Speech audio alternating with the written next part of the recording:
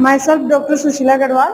मैं हिंदी विभाग से हूँ और आज हम हिंदी भाषा और हिंदी व्याकरण के बारे में अध्ययन करेंगे। पूर्व की क्लास में हमने देखा था कि हिंदी भाषा का विकास किस प्रकार से हुआ। अब चूंकि हमें हिंदी व्याकरण पढ़ना है तो उसके लिए हमें हिंदी भाषा का विकास जानना जरूरी था। अब आज हम हिंदी व्याकरण पर बात करते हैं। हिंदी व्याकरण पढ़ने से पहले जैसा कि हमने आपको पूर्व में बताया, भाषा किसे कहेंगे? विचारों का आदान प्रदान, जिसके माध्यम से हम एक दूसरे के विचारों को समझ सकते हैं, उसे भाषा कहते हैं। अब चूंकि भाषा कई इकाइयों से मिलकर बनती है और भाषा की इकाइयों की हम बात करें तो भाषा 5 इकाइयों से मिलकर बनती है, जिसमें भाषा की सबसे छोटी इकाई हम ध्वनि को मानते हैं। ध्वनियों के योग से शब्द बनता है, शब्दों से पद बनते हैं, पद से वाक्य बनता है और वाक्य से आपका अर्थ निकलता है। ठीक है, ये हम भाषा की क्या मानते हैं? 5 इकाइयां मानते हैं। जैसा कि कहा गया है, जिस प्रकार हमारे शरीर में आत्मा का निवास होता है, उसी प्रकार भाषा रूपी शरीर में अनेक प्रकार के अंगों से मिलकर बनता है, जिसमें अर्थ उसकी आत्मा कहलाती है। अब चूंकि हमें हिंदी व्याकरण को जानना है तो हम आज भाषा की सबसे छोटी इकाई का अध्ययन करेंगे और भाषा की सबसे छोटी इकाई कहलाती है ध्वनि। ठीक है, यदि हम बात करें ध्वनि क्या है, ध्वनि कितने प्रकार की होती है, ध्वनि का भाषा में क्या रोल होता है, तो हम शुरुआत करते हैं ध्वनि से। देखिए, ध्वनि जिसे आप वर्ण भी कहते हैं और जिसे आप अक्षर भी कहते हैं। भाषा का लिखित रूप क्या कहलाएगा? वर्ण कहलाएगा। भाषा का लिखित रूप वर्ण कहलाता है और उसी भाषा का मौखिक रूप क्या कहलाता है? आपका ध्वनि कहलाता है। ये तो हुई आपकी पहली बात। भाषा का लिखित रूप वर्ण कहलाता है और भाषा का मौखिक रूप क्या कहलाएगा? ध्वनि कहलाएगा। ये तो हुई पहली बात। दूसरा हम बात करें, चलो ये तो व्याकरणिक दृष्टि से आपने बात की, अब हम बात करें व्याकरणिक दृष्टि से ध्वनि कितने प्रकार की होती है। व्याकरणिक दृष्टि से आप ध्वनि किसे कहेंगे? तो देखिए, भाषा की वह सबसे छोटी इकाई जिसके आप टुकड़े नहीं कर सकते। भाषा की वह सबसे छोटी इकाई जिसके आप टुकड़े नहीं कर सकते, उसे हम क्या कहते हैं? ध्वनि कहते हैं। फॉर एग्जाम्पल, आप कह सकते हो आपके स्वर, आप कह सकते हो आपके व्यंजन। ठीक है, इन दोनों का संयुक्त रूप क्या कहलाता है? आपका वर्ण कहलाता है। अब हम बात करते हैं कि वर्ण किसे कहेंगे और वर्णमाला किसे कहेंगे। वर्णों का क्रमिक रूप क्या कहलाता है? वर्णमाला कहलाता है। वर्णों का क्रमिक रूप वर्णमाला कहलाता है और इसी वर्णमाला का अध्ययन हम किसमें करते हैं? ध्वनि के अंतर्गत करते हैं। वर्णों का क्रमिक रूप आपका वर्णमाला कहलाएगा और इसी वर्णमाला का अध्ययन आप ध्वनि के अंतर्गत करते हैं। ठीक है, ये तो चलो सामान्य जानकारी हुई कि हम ध्वनि किसे कहते हैं, ध्वनि कितने प्रकार की होती है, ध्वनि क्या है। हमारी जो मुख्य बात हमें पढ़नी है, मुख्य बात जो हमें करनी है, जो कंपटीशन एग्जाम के लिए भी महत्वपूर्ण भूमिका निभाती है, हम उसी पर बात कर लेते हैं। देखिए बच्चों, होता क्या है, हम जब ध्वनि का अध्ययन करने के लिए जाते हैं तो बच्चे ध्वनि से यह समझते हैं कि किसी वस्तु के टकराने से, किसी वस्तु के गिरने से, बादलों के गरजने से, बिजली के चमकने से जो आवाज होती है उसे आप ध्वनि कहते हैं। लेकिन देखिए, व्याकरणिक दृष्टि से हम उसे ध्वनि नहीं कहेंगे। यदि व्याकरणिक दृष्टि से ध्वनि की बात की जाए तो व्याकरणिक दृष्टि से ध्वनि भाषा की सबसे छोटी इकाई होगी और उसी भाषा की सबसे छोटी इकाई पर हम आज बात करने वाले हैं। चलिए हम देखते हैं ध्वनि जो भाषा की सबसे छोटी इकाई है उसके बारे में चर्चा करते हैं। तो देखो, भाषा की सबसे छोटी इकाई ध्वनि, उसे हम वर्ण भी कहते हैं और वर्ण 2 प्रकार के होते हैं। पहला कौन सा होता है? आपका स्वर और दूसरे होते हैं आपके व्यंजन। अब हम यहाँ से हमारी मूल बात शुरू होगी। हम बात करेंगे स्वर पर। स्वर किसे कहा जाता है, स्वर कितने प्रकार के होते हैं, स्वर क्या होते हैं, इनके बारे में हम चर्चा करते हैं। तो चलिए हम शुरू करते हैं स्वर से। ठीक है, वे ध्वनियां जिनका आप स्वतंत्र रूप से उच्चारण कर सकते हैं, जिनका आप निर्बाध उच्चारण कर सकते हैं, उन्हें क्या कहते हैं? स्वर कहते हैं। वे ध्वनियां, भाषा की वो ध्वनि जिनका आप स्वतंत्र रूप से उच्चारण करते हैं। स्वतंत्र रूप से उच्चारण करना, या आप ये भी कह सकते हो जिनका उच्चारण करने में आपको कोई बाधा ना आए। निर्बाध उच्चारण यदि आपके द्वारा किया जाता है तो निर्बाध उच्चारण क्या कहलाता है? स्वर कहलाता है। ठीक है, पहली चीज। दूसरा, चलो आपने स्वर की परिभाषा तो दे दी। बात करें स्वरों की संख्या, स्वर कितने प्रकार के होते हैं, स्वरों की हिंदी व्याकरण में स्वरों की संख्या कितनी होती है? देखिए आपके द्वारा स्वर लिखे जाते हैं। चलो मैं आपसे पूछूं, आप स्वर लिखते हो, आपके द्वारा स्वर लिखे गए ए, आ, ई, उई, उ, ऊ, री, ठीक है, ए, आई, ओ, औ, अंग और अह, ये आपने स्वर लिखे। यदि आप काउंट करोगे तो इनकी संख्या कितनी होगी? 13 होगी। लेकिन हिंदी व्याकरण के अनुसार स्वरों की संख्या कितनी मानी जाती है? 11 मानी जाती है। जब हिंदी व्याकरण के अनुसार स्वरों की संख्या 11 है, आप लिख 13 रहे हो, इसका मतलब वो दो ध्वनियां जिनको हम स्वर नहीं मानते वो कौन सी होती है? अंग और अह। अंग और अह को हम स्वर नहीं मानते। क्यों नहीं मानते? क्योंकि अंग और अह ये दोनों, एक अनुस्वार है तो दूसरा क्या है? विसर्ग है। ये दोनों चिन्ह है, इस कारण हम इनको हिंदी स्वरों में शामिल नहीं करते। दूसरा, कुछ व्याकरणिकों का ये भी मानना है कि री भी हिंदी का स्वर नहीं माना जाता, क्योंकि संस्कृत में री को स्वर माना जाता है लेकिन हिंदी व्याकरण री को स्वर नहीं मानती। कारण, क्योंकि री का उच्चारण संस्कृत में री के रूप में किया जाता है लेकिन हिंदी में रे ध्वनि के रूप में इसका उच्चारण करते, इसलिए री को हिंदी में स्वर नहीं माना जाता। तो ये कुछ व्याकरणिकों का मत है। इसलिए आपके सामने प्रश्न आ सकता है कि हिंदी व्याकरण के अनुसार स्वरों की संख्या कितनी होती है, तो आप बता सकते हैं कि वैसे तो इनकी संख्या हम 11 मानते हैं लेकिन कुछ व्याकरणिक री को हिंदी में स्वर नहीं मानते, इसलिए इनकी संख्या 10 भी हो सकती है। तो आप ध्यान रखिएगा, जहां यदि स्वरों की संख्या 11 की बात की जाए और जहां स्वरों में संख्या 10 की बात की जाए तो आप वहां आप 11 वाले ऑप्शन को चूज कीजिए, क्योंकि एग्जामिनर आपसे ये प्रश्न या आपसे जानना चाह रहा है कि वास्तव में स्वरों की संख्या 11 है, लेकिन यदि आप 10 पर अटकते हो इसका मतलब आपको ये पता नहीं है कि क्या री भी हिंदी का स्वर होता है या नहीं होता है। पहली चीज ये। दूसरा, यदि आपको स्वरों की संख्या पता है, हिंदी स्वरों की संख्या यदि 11 होती है, हिंदी स्वरों की संख्या यदि 10 होती है, तो सबसे बड़ा प्रश्न आता है। और देखिए ये प्रश्न आपको कॉम्पिटिशन एग्जाम में भी पूछा जा सकता है कि आप बात करो वर्णों की, वर्णों की उत्पत्ति कैसे हुई, और ये बहुत बार ये प्रश्न पूछा भी जाता है। और अधिकतर ये प्रश्न आपको कंपटीशन एग्जाम के इंटरव्यूज में पूछा जाता है कि वर्णों की उत्पत्ति कैसे हुई, वर्णों की उत्पत्ति कहाँ से हुई। यदि हमें ये चीज क्लियर होगी तो हम स्वर और व्यंजन दोनों को आसान से पढ़ लेंगे। देखिए, आपने नाम सुना होगा माहेश्वर सूत्र का, आपने नाम सुना होगा पाणिनि का, आपने नाम सुना होगा अष्टाध्यायी का, ठीक है। देखिए, पाणिनि संस्कृत के व्याकरणिक थे, संस्कृत का व्याकरण लिखने वाले थे, और पाणिनि ने जो संस्कृत का व्याकरण लिखा जिसका नाम था अष्टाध्यायी, उस अष्टाध्यायी में उन्होंने माहेश्वर सूत्रों का उल्लेख किया। माहेश्वर सूत्र कितने थे? 14 थे।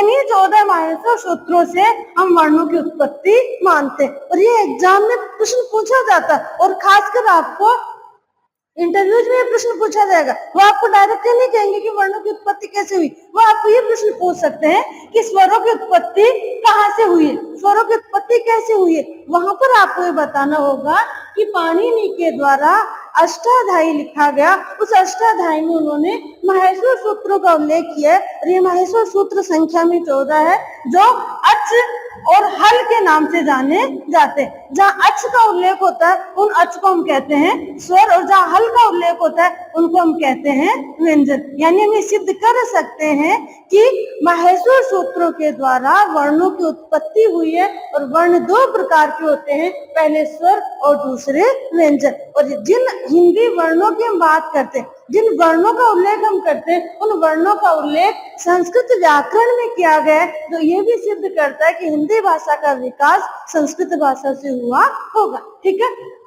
आपने क्या देखा कि स्वरों की उत्पत्ति या वर्णों की उत्पत्ति हम किससे बता रहे हैं? माहेश्वर सूत्र से। माहेश्वर सूत्र यानी भगवान शिव के द्वारा जब डमरू बजाया गया, उस डमरू से अनेक प्रकार की ध्वनियां निकली, और उन्हीं ध्वनियों को माहेश्वर सूत्र के नाम से जाना गया था, जिसका उल्लेख पाणिनि अपने अष्टाध्यायी में अच और हल के रूप में करते, ठीक है। अब आगे चलते हैं, आगे हम देखते हैं, जब हमने ये देख लिया कि स्वरों की परिभाषा क्या है, जब हमने ये देख लिया स्वर कितने हैं, जब हमने ये देख लिया कि स्वरों की या वर्णों की उत्पत्ति कैसे हुई, तो हम आगे देखेंगे स्वर कितने प्रकार के होते हैं। देखिए अलग अलग विद्वान अपने अपने मतानुसार बात करते हैं। हम इस चीज को एक डायग्राम के द्वारा देखेंगे कि स्वर कितने प्रकार के होते हैं। ठीक है, आप देख लीजिएगा स्वरों के प्रकार।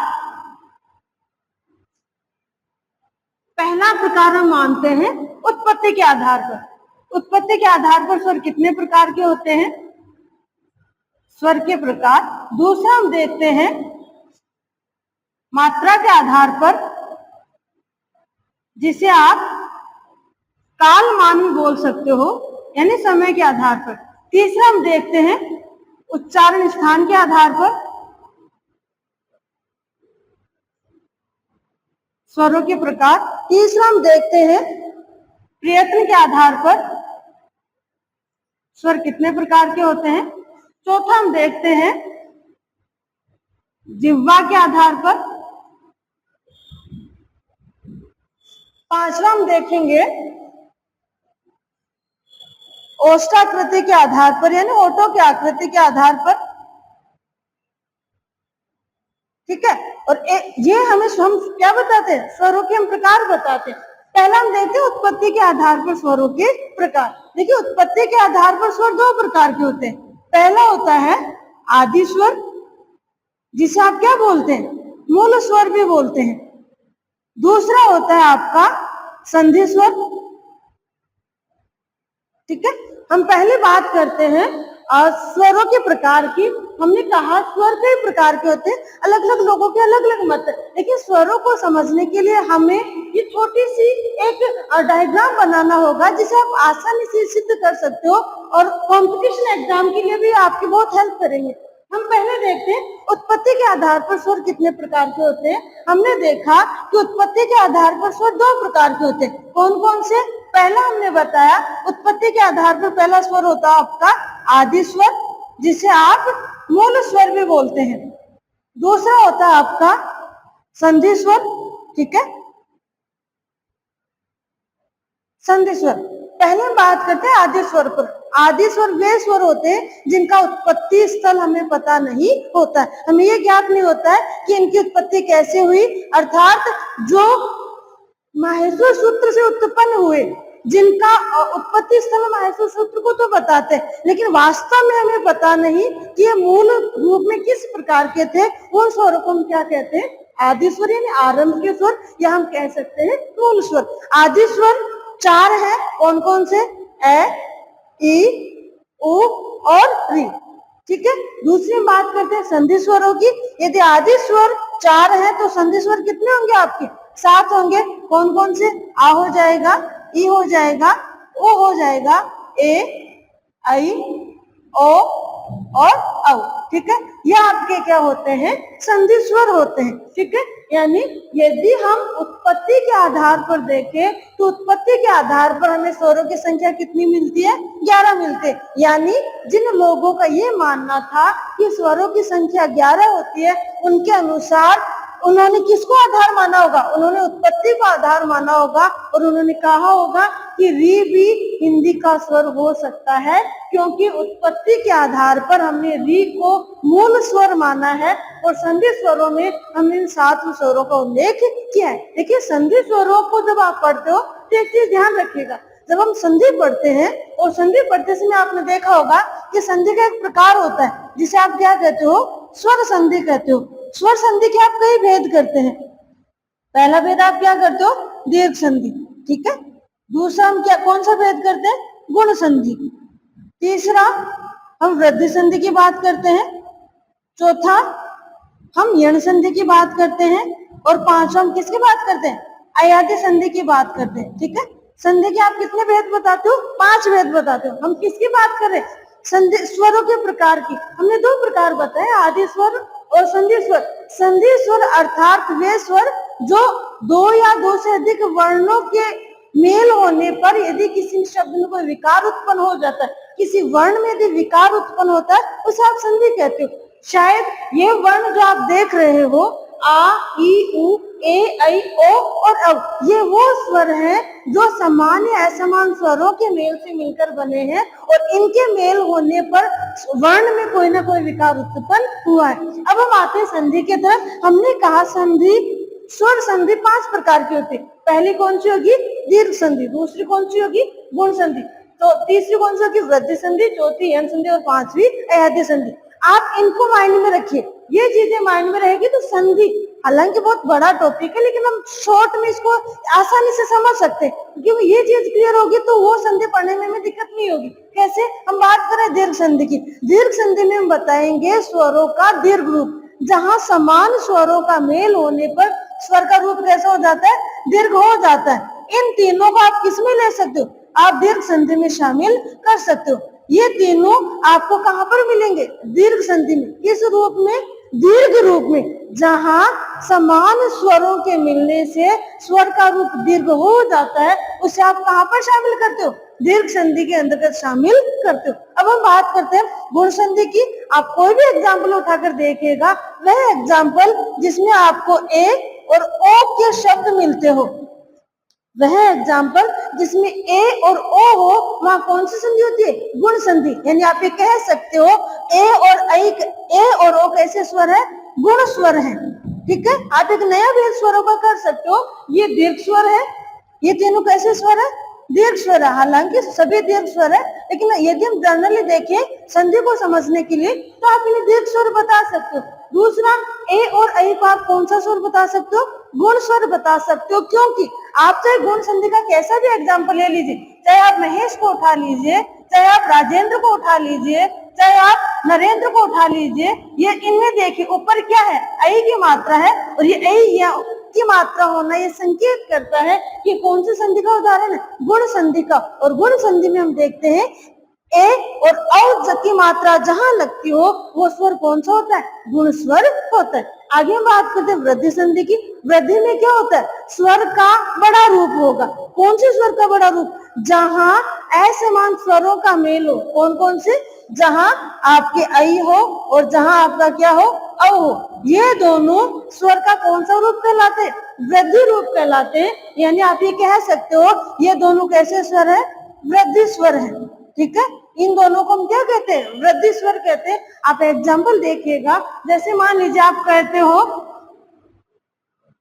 महौषधि, महाऔषधि। ठीक है, यहाँ पर जो ओ की मात्रा आ रही है वो ओ की मात्रा किसकी ओर संकेत करती है कि ये कैसा स्वर है? वृद्धि स्वर है। जब आप ए के साथ ओ का योग करते हो तो उसे कौन सा स्वर बनता है? आपका औ बनता है। जब आप ए के साथ ए का योग करते हो तो कौन सा स्वर बनता है? ऐ स्वर बनता है। ठीक है, जब आप ए के साथ ई का योग करते हो तो ए बनता है। जब आप ए के साथ ओ का योग करते हो तो आपका क्या बनता है? ओ बनता है। यानी ये दोनों आपके गुण स्वर हैं और ये दोनों आपके कैसे स्वर है? वृद्धि स्वर है। आप स्वरों का ये भी एक भेद कर सकते हो। बात करते हैं यण संधि और बात करते हैं अयाध्य संधि। देखिए यण संधि में क्या होता है, जब हम देखते हैं कि कई बार समान या असमान स्वरों के साथ यदि किसी स्वर का मेल होता है तो उसके मेल से स्वर का रूप दीर्घ हो जाता, स्वर का रूप छोटा हो जाता है और जो व्यंजन है वह व्यंजन आपका क्या हो जाता है?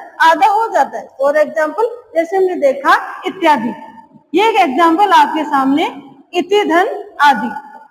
ठीक है, यानी आपने देखा कि ई या ओ के साथ, या आप री भी बता सकते हो, इनके साथ यदि कोई समान या असमान स्वर का मेल होता है, समान या असमान स्वर का मेल होगा तो इनके मेल होने पर ई के साथ यदि समान या असमान स्वर का मेल होगा तो ई किसमें बदल जाएगा? आपका ओ ये में। यदि ओ के साथ मेल होगा तो किसमें बदल जाएगा? र में। और री के साथ यदि मेल होगा तो किसमें बदल जाएगा? आपका र में बदल जाएगा। ठीक है, एक और संधि होती है आपकी स्वर संधियों में, अयाध्य संधि। देखिए अयाध्य संधि शब्द में संधि छुपी हुई। अय आदि शब्दों का, अय आदि शब्दों का उच्चारण जहाँ किया जाए वह कौन सी संधि होगी? आपकी अयाध्य संधि। क्योंकि हम स्वरों का प्रकार पढ़ रहे थे और स्वरों के प्रकार के साथ साथ हमने संधि को एक हल्के रूप में देखा है, जिससे एक संधि की छोटी सी रूपरेखा आपके सामने बन जाएगी कि हमें जब हम संधि को पढ़ेंगे तो संधि में हमें यही चीजें पढ़नी पड़ेगी। ठीक है, इस हमने पहला क्या देखा, स्वरों का पहला प्रकार हमने देखा, और स्वरों का पहला प्रकार क्या था, स्वरों का पहला प्रकार ये था कि उत्पत्ति के आधार पर स्वर दो प्रकार के होते हैं। उत्पत्ति के आधार पर स्वर कौन कौन से हो गए, पहला हमने देखा आदि स्वर, और दूसरा हमने कौन सा देखा, संधि स्वर। आदि स्वर कितने आपके, 4 हैं, संधि स्वर कितने आपके, 7 हैं। ठीक है, इस प्रकार स्वर कितने हो गए आपके, 11।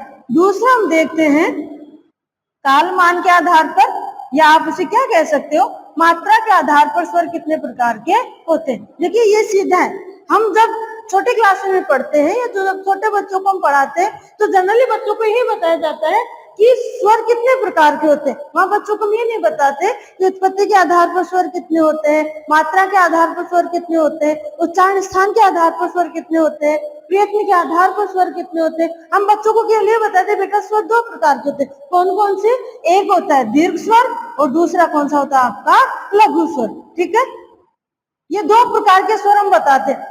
लघु स्वर किसे कहेंगे, आप चाहो तो इनको वापस से लिख सकते हैं। पहला होगा आपका लघु स्वर और दूसरा कौन सा होगा आपका, दीर्घ स्वर। ठीक है, अब बच्चों को ये सिखाया जाता है कि बेटा जहां आपको किसी वर्ण का उच्चारण करने में कम समय लगे उसे हम क्या कहेंगे, लघु स्वर। या आप ये भी कह सकते हो जिसमें एक मात्रा हो वो कौन सा स्वर होता है, लघु स्वर होता है। और जहां किसी वर्ण का उच्चारण करने में आपको अधिक समय लगे, या आप ये भी कह सकते हो जहां 2 मात्राएं हो उसे आप कौन सा स्वर कहेंगे, दीर्घ स्वर कहेंगे।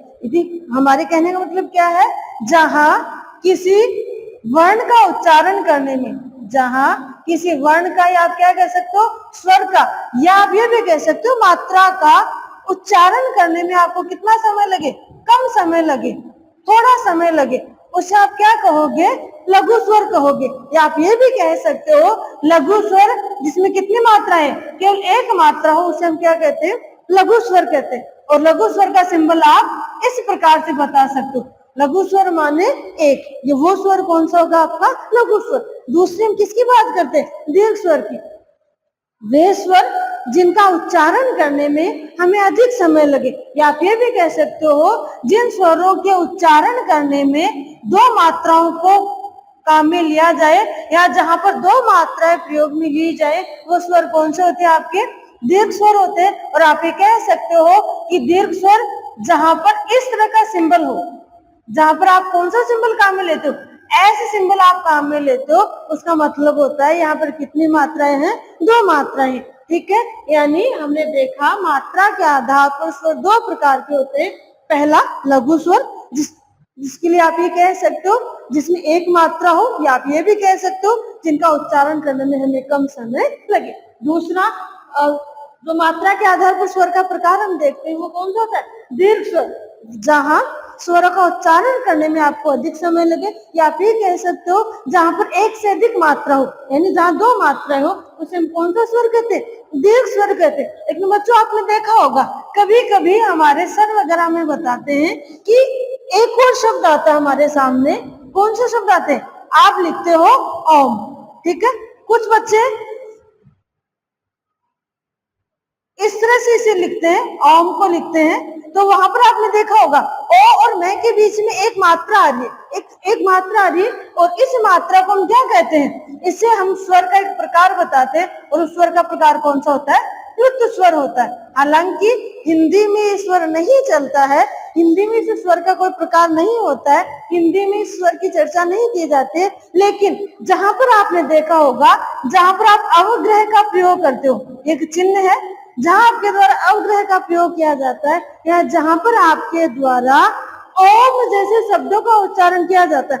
ओम शब्द का जब हम उच्चारण करते हैं तो वहां पर एक नहीं, 2 नहीं, 3 ध्वनियां एक साथ निकलती है, एक साथ हम 3 ध्वनियों का उच्चारण करते हैं, और वह उच्चारण किस नाम से जाना जाता है, प्लुत स्वर के नाम से जाना जाता है। इस प्रकार मात्रा के आधार पर हम स्वरों की संख्या कितनी बता सकते हैं, 3 बता सकते हैं, लघु स्वर, दीर्घ स्वर और प्लुत स्वर। ठीक है, अब तीसरा प्रकार हम देखते हैं स्वरों का, और ये देखिए ये स्वर का प्रकार बहुत इंपॉर्टेंट है। कैसे, हम देखेंगे कि शब्द का उच्चारण कंठ से होता है। हम देखते हैं स्वरों का उच्चारण, वर्णों का उच्चारण हम कंठ से करते हैं। किस प्रकार से करते हैं वह हम देखेंगे। उच्चारण स्थान के आधार पर स्वरों के प्रकार। और ये देखिए एग्जाम की दृष्टि से भी बहुत इंपॉर्टेंट है, क्योंकि एग्जाम में कई बार आपसे पूछा जाता है कि इस स्वर का उच्चारण आप कहाँ से करते हो, इसका उच्चारण स्थान क्या है। दूसरा देखिए, कई बार आपने देखा होगा हम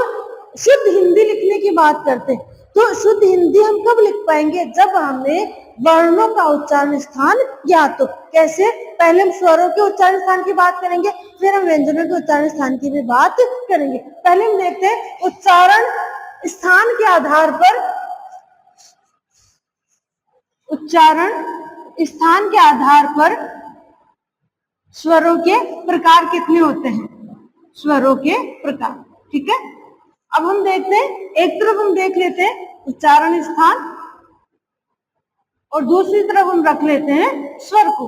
ठीक है, अब आप देखिए हमारा उच्चारण स्थान कहाँ से शुरू होता है, गले से हमारे उच्चारण स्थान शुरू होते हैं। यानी हमारे द्वारा जो भी वर्ण बोला जाता है, जो भी अक्षर बोला जाता है, उसका पहला स्थल कौन सा माना जाएगा, आपका गर्दन, आपका गला। जैसे आप बोलते हैं आ, तो आपकी ध्वनि कहाँ से उच्चारित हो रही है, कहाँ से उत्पन्न हो रही है, आपके गले से उत्पन्न हो रही है, आपके कंठ से उत्पन्न हो रही है। तो इस आधार पर हम देखते हैं, पहले हमारे द्वारा हम उच्चारण करके देखते हैं, आ कहाँ से उच्चारण हो रहा है इनका, कंठ से।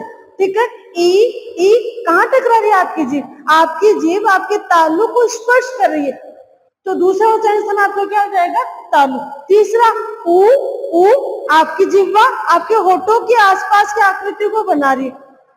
आगे हम चलते हैं, ए ओ और ओ, ये वो ध्वनियां हैं जो एक स्थान से नहीं अपितु एक से अधिक स्थानों से उच्चारित होती। हम इनको भी देख लेते हैं। एक बार हम एक तरफ क्या लिखेंगे, उच्चारण स्थान लिखेंगे, तो दूसरी तरफ हम क्या लिखेंगे, स्वर लिखेंगे। देखिए पहला हम देखते हैं, पहला उच्चारण स्थान आपका क्या होगा, कंठ। जो ध्वनि कंठ से उच्चारित होगी उसे हम क्या कहेंगे, कंठ। जो ध्वनि आपकी तालु से उच्चारित होगी उसे हम क्या कहेंगे, तालव्य। जो ध्वनि आपके दांतों से, मूर्धा से उच्चारित होगी उसे हम क्या कहेंगे, मूर्धन्य। जो ध्वनि आपके दांतों से उच्चारित होगी उसे हम कहेंगे दंत।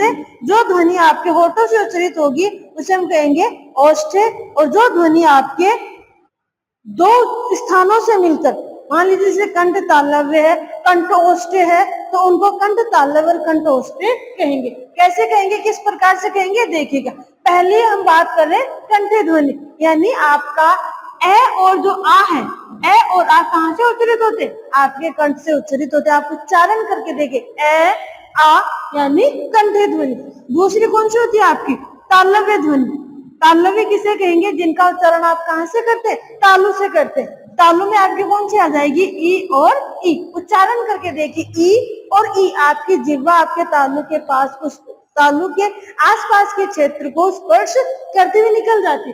तीसरा कौन सा था आपका, मूर्धा, जहां आपकी जिह्वा आपके दांतों के पास के कठोर भाग को स्पर्श करे उसे हम क्या कहेंगे, मूर्धन्य ध्वनि। फॉर एग्जाम्पल री का उच्चारण आप कहाँ से करते हो, मूर्धा से करते। आगे हम चलते हैं, दंत। देखिए एक वो उच्चारण स्थान जहां से किसी भी स्वर का उच्चारण नहीं होता उसे हम क्या कहते हैं, दंत। यानी दंत स्वर का कोई प्रकार नहीं होता है, दंत स्वर का प्रकार नहीं होता है। इसका आप ध्यान रखिए, ये आपको एग्जाम में पूछा जा सकता है, कि आपको प्रश्न दिया जा सकता है कि निम्नलिखित में से स्वर का प्रकार नहीं है। आपको कंठे दे देंगे, तालव्य दे देंगे, मूर्धन्य दे देंगे और दंते दे देंगे। यदि आपको ज्ञात होगा कि कौन से स्वर का उच्चारण कहाँ से किया जाता है तो आप आसान से बता दोगे। लेकिन यदि उच्चारण स्थान ज्ञात नहीं होगा तो वहीं पर हम मात खा जाएंगे। इसलिए ध्यान रखिए, दंत स्वर का प्रकार नहीं होता है। आगे हम चलते हैं, ओष्ठ। ओष्ठ में आपके कौन से स्वर आएंगे, उ और उ। ये आपके कौन से स्वर होते हैं, ओष्ठीय स्वर होते हैं। ठीक है, चलो ये तो हमारे उच्चारण स्थान हुए। अब हम आगे बात करते हैं, क्योंकि स्वर तो यही नहीं है, स्वर तो आगे भी बढ़ रहे हैं। कौन कौन से, देखिए दो स्वर और आ रहे हैं, ए और आई और ओ और औ। आप पीछे चलिए वापस से, आपको ज्ञात होगा कि एक इनसे मिलकर बनता है, ए और ई से मिलकर क्या बनता है आपका, ए बनता है। ठीक है, तो एक ए और ई कहाँ पर है? ए यहाँ पर है और ई यहाँ पर है। इसका मतलब कंठ तालव्य, यानी ए और ऐ कैसे स्वर होंगे आपके? कंठ तालव्य स्वर होंगे। ध्यान रखिएगा, कई बार दो ध्वनियां एक साथ उच्चारित होती है तो उनका उच्चारण स्थान भी क्या होगा? दो ही होंगे। हमने देखा ए, जो ए है वो किससे मिलकर बन रहा है? आप क्या बता रहे हैं? ए यानी ए प्लस ई से मिलकर क्या बनता है आपका? ए बनता है। और ए प्लस ए से मिलकर आपका क्या बनता है? आई बनता है। तो जब आपको ये ज्ञात है कि ए का उच्चारण कंठ से हो रहा है, जब आपको ये ज्ञात है ई का उच्चारण आप तालु से करो, तो इन दोनों को जब हम मिलाएंगे तो ध्वनि कौन सी होगी? कंठ तालव्य होगी। और इस प्रकार ए और ऐ का उच्चारण स्थान आपका क्या होगा? कंठ तालव्य होगा। अब हम बात करते हैं ओ और औ की। वापस आप पीछे आइए। ओ किससे मिलकर बनता है? ए और ओ से मिलकर, सॉरी, ए और उ से मिलकर आपका क्या बनता है? ओ बनता है। ए प्लस उ यानी आपका क्या हो जाएगा? ओ हो जाएगा। ए प्लस ओ आपका क्या हो जाएगा? औ हो जाएगा। यानी ए और उ जहां से उच्चारित होते वो ओ और औ का क्या होगा? उच्चारण स्थान होगा। ए आपका कहां से उच्चारित हो रहा है? ऐसे कंठ से। ओ आपका कहां से उच्चारित हो रहा है? तो ओष्ठ से। इस प्रकार ओ और ओ कैसी ध्वनि होगी? कंठोष्ठीय ध्वनियां होगी। ये आप ध्यान रखिएगा, ये चीजें आपको एग्जाम में पूछी जाती है। क्यों? क्योंकि चलो यहाँ तक तो आप बता दोगे, आपको दिक्कत ना आएगी ए और ऐ कहाँ से उच्चारित होगा, हमें तो पता ही नहीं चल रहा। तो आप वहां ध्यान रखिएगा ए किस प्रकार बनता है? ए और ई के योग से ए बनता है। और ए और ई ये दोनों कंठ और तालु से उच्चारित हो रही है। इस प्रकार से कंठ तालव्य ध्वनि कहेंगे।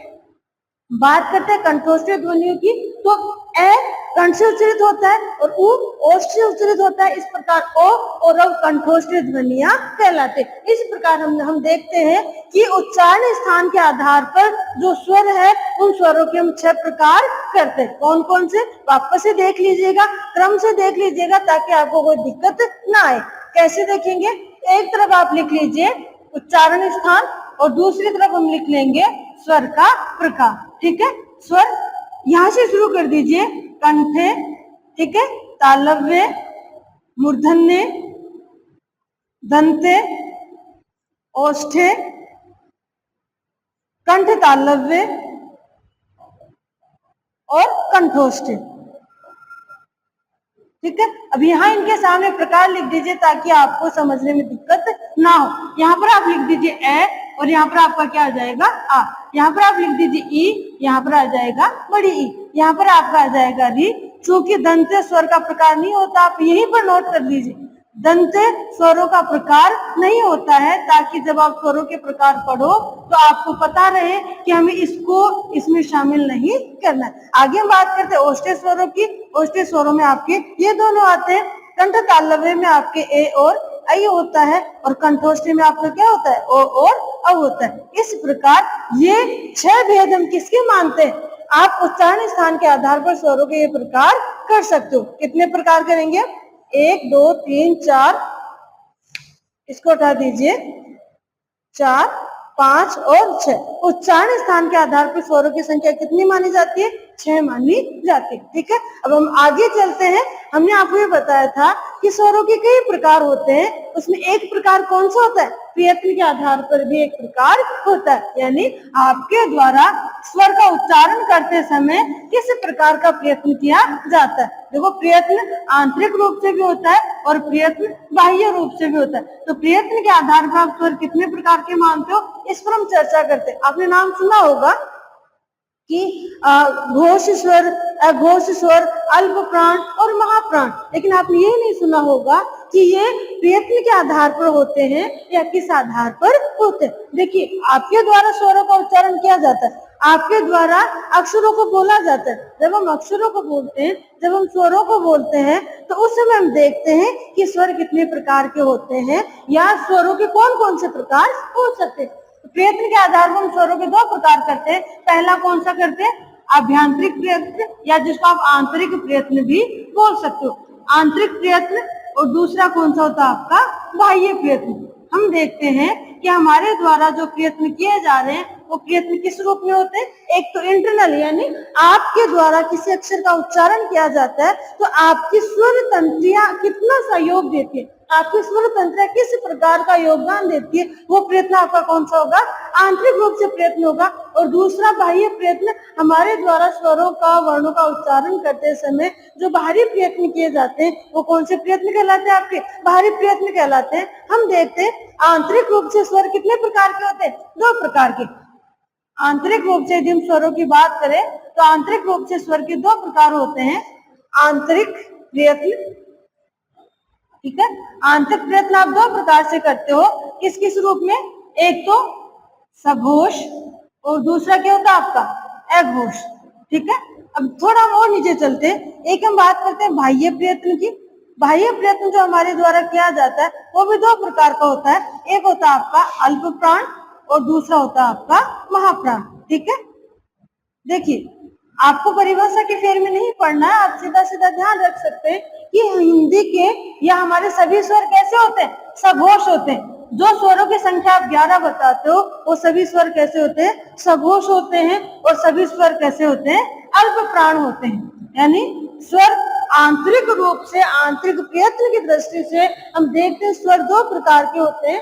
आंतरिक प्रयत्न 2 प्रकार से हमारे द्वारा किए जाते हैं, सघोष और अघोष के रूप में। सघोष स्वरों की संख्या कितनी होती है? 11 होती है। यानी हम ये कह सकते हैं कि स्वर केवल आंतरिक रूप से स्वर केवल एक ही प्रकार के होते हैं और वो क्या होते हैं? सघोष। और बाह्य प्रयत्न के रूप में देखें तो वह बाह्य प्रयत्न के रूप में हम देखते हैं कि स्वर केवल एक ही प्रकार के होते हैं और वो कौन सा होता है? आपका अल्प प्राण स्वर होता है। याद रखिएगा, री को सघोष स्वर नहीं माना जाता है। ध्यान रखिएगा, री सघोष स्वर नहीं माना जाता है। इस प्रकार यहाँ पर स्वर कितने होंगे? आपके 10 ही होंगे। नोट करके लिख लीजिएगा, री को हम सघोष स्वरों में शामिल नहीं करते हैं, ठीक है। बाह्य प्रयत्न के आधार पर हम देखते हैं स्वर 2 प्रकार के होते हैं, अल्प प्राण और महाप्राण, ठीक है। अल्प, सभी स्वर कैसे होते हैं? अल्प प्राण होते हैं। इस प्रकार हमने देखा कि प्रयत्न के आधार पर स्वरों के 2 प्रकार होते हैं। पहला आंतरिक प्रयत्न, दूसरा बाह्य प्रयत्न।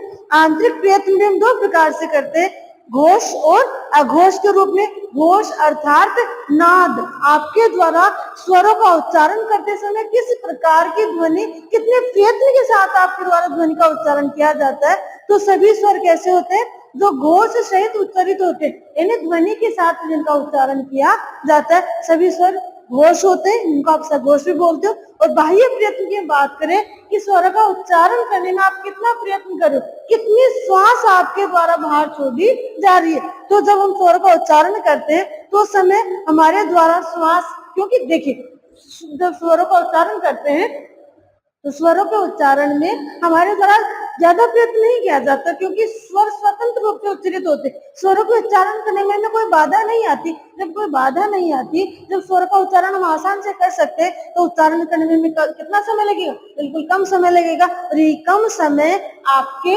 बाह्य प्रयत्न का अल्प प्राण कहलाता है। और सभी स्वर कैसे माने जाते हैं? अल्प प्राण स्वर माने जाते हैं। बाकी का हम कल नेक्स्ट क्लास में देखेंगे। आज के लिए धन्यवाद।